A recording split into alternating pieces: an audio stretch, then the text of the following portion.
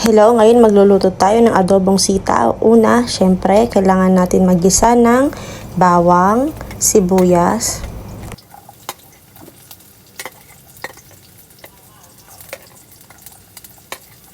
halu-haluin mo lang yan hanggang mag-color brown yan.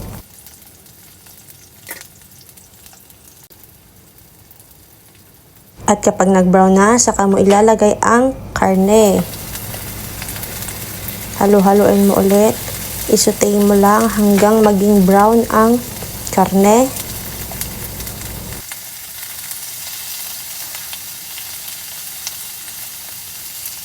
At yan, pag nag-brown na ang iyong mga karneng ginisa, pwede mo nang ilagay ang iyong 1/2 cup of toyo, then 1/4 ng vinegar.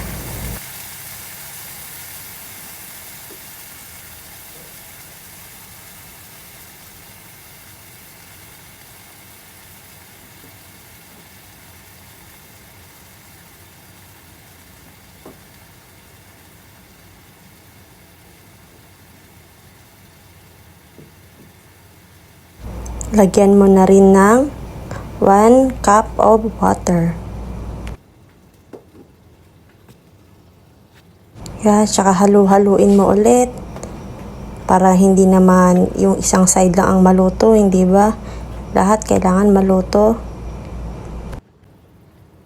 Saka mo lagyan ng paminta. Yung buo, ha?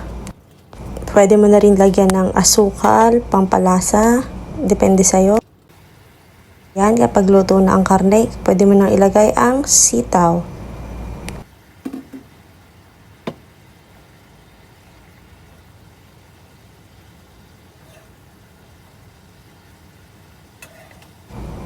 Halo-haloin mo ulit.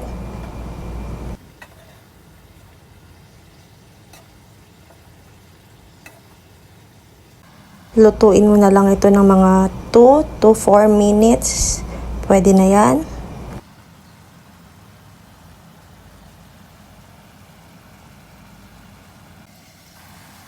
Ayan na ang aking adobong sitaw.